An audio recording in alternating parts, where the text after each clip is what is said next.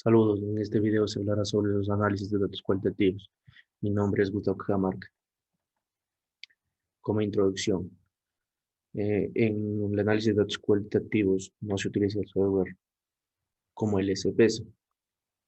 Los softwares sirven para sistematizar y controlar procesos de análisis de datos. Los análisis deben ser de forma manual. ¿Por qué los análisis deben ser de forma manual? Porque existen datos mal recogidos, parciales o existen sesgos. Concepto y características del análisis de datos cualitativos. El SpriteRight es el proceso mediante el cual se organiza y manipula la información recogida por los investigadores para establecer reacciones de interpretar, extraer significados y conclusiones. Se caracteriza por su forma cíclica y circular frente a la posición lineal que adopta el análisis de datos cuantitativos. Bien, en el análisis de datos cuantitativos existen dificultades. Rodríguez, Gil y García en 1900 muestran el carácter polisémico, que son múltiples significados que pueden encontrarse en una grabación de audio o video. También de naturaleza predominante, es la que se utiliza descriptores de baja inferencia, tales como las grabadoras de audio, ya que notas de campo y propia memoria de investigador se muestran como recursos insuficientes para recoger una precisa exactitud la riqueza verbal y o visual del material recopilado. Dificultades. También de gran volumen de datos, que son donde suelen indicarse bajo ingentes de cantidades de información. También el carácter artístico y creativo es donde no existe consenso sobre los dos aspectos claves del proceso de análisis, la variedad y la singularidad. Ahora, el dato cualitativo es un elemento dinámico resultado de una serie de manipulaciones que transforman la realidad. Suministra una ingente cantidad de información de tipo auditivo y posteriormente textual que sin adecuada manipulación resulta totalmente estéril. ¿Cómo obtener el dato cualitativo? Primero, debemos registrar la información sobre la realidad a investigar. Además, la propia observación y notas de campo también se pueden reutilizar objetos electrónicos de baja inferencia, tales como la cámara de video y grabadora de audio. Segundo, una vez registrada la información, se debe materializar en algún tipo de exposición verbal, audio, escrita, transcripción o icono visual o video. Finalmente, una vez ya plasmada la información, es sometida a un proceso de transformación mediante unas estrategias manipulativas de elaboración conceptual y transcripción.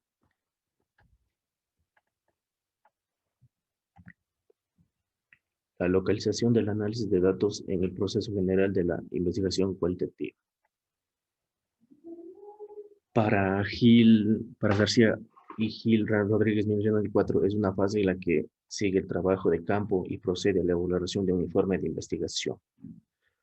Rodríguez 1990 señala tres etapas: la etapa preparatoria, la etapa de trabajo de campo, la etapa analítica, es la que vamos a abordar nosotros, que es la reducción de datos, disposición y transformación de datos, obtención de resultados y verificación de conclusiones, y la final, etapa informativa. Etapas del análisis de datos cualitativos.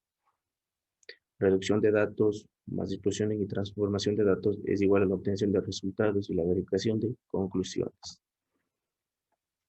Las tareas de reducción de datos.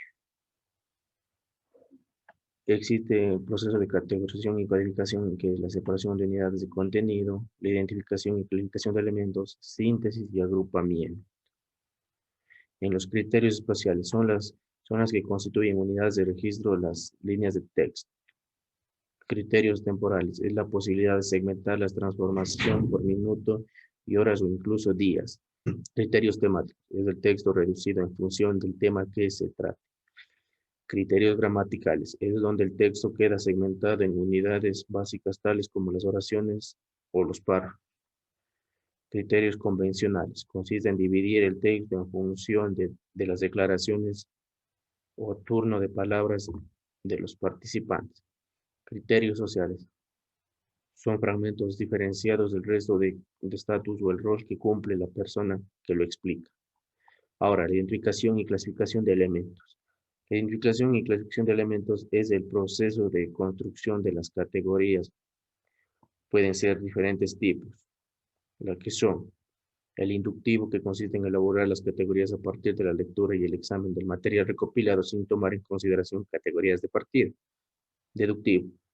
Al contrario del anterior, las categorías están establecidas a prioridad, siendo la función del investigador adoptar cada unidad de una categoría ya existente. Mixto es donde la investigación toma una categoría de partida las existentes, formulando alguna de las cuando este repertorio de partida se muestre ineficacia. Síntesis y agrupamiento es la identificación y la clasificación de los elementos, es decir, cuando se categorizan lo que se hace que se ubiquen diferentes unidades de datos bajo el mismo tópico o concepto.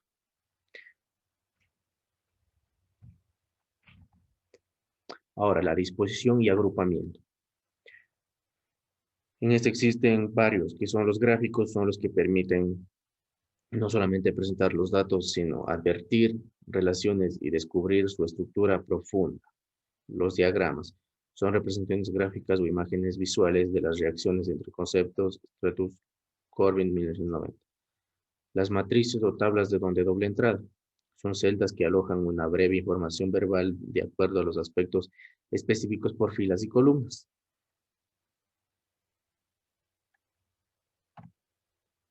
Obtención de resultados y verificación de conclusiones. Primero, el proceso para obtener los resultados. Implica el uso de metáforas y analogías, así como la inclusión de viñetas donde aparezcan fragmentos narrativos e interpretativos del investigador y de otros agentes. Procesos para obtener resultados. Los datos textuales.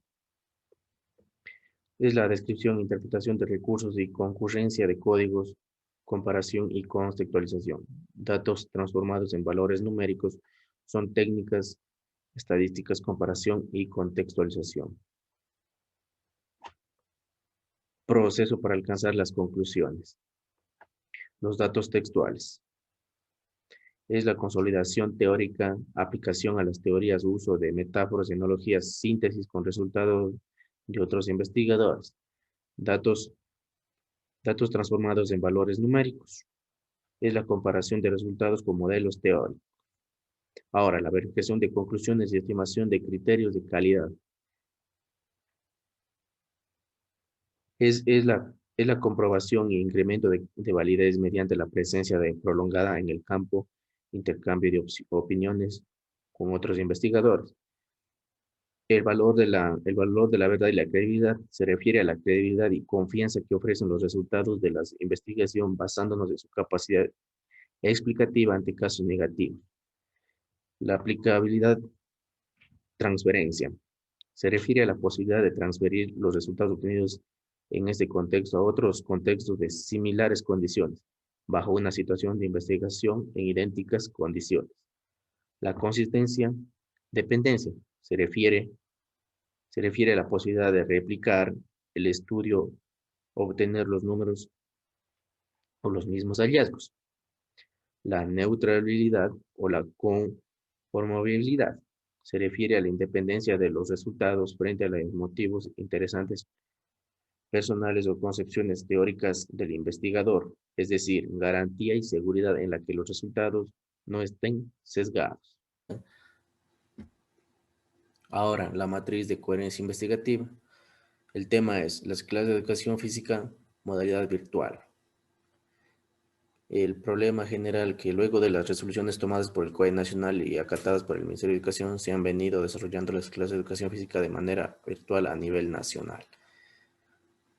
El objetivo general es identificar qué piensan los estudiantes del noveno B en la unidad educativa Fe y Alegría sobre las clases de educación física en la modalidad virtual. El instrumento que va a aplicar es la encuesta, que en la primera es, según su criterio personal, para usted, ¿cómo le parecen las clases de educación física en la modalidad virtual? Segunda pregunta, según su criterio personal, ¿la asignatura de educación física le resulta agradable e interesante en la modalidad virtual? 3. ¿Usted se la pasa bien realizando las actividades de la educación física en la modalidad virtual? 4. ¿Usted se siente Satisfacción cuando practica la educación física en la modalidad virtual. 5. Para usted, ¿cuál modalidad es la mejor durante las clases de educación física? ¿Presencial o virtual? 6. ¿Cree usted que las clases de educación física se aprende más que en la modalidad virtual? 7. Según su criterio, al momento de realizar actividades prácticas en las clases de educación física son mejores que en la modalidad presencial o virtual.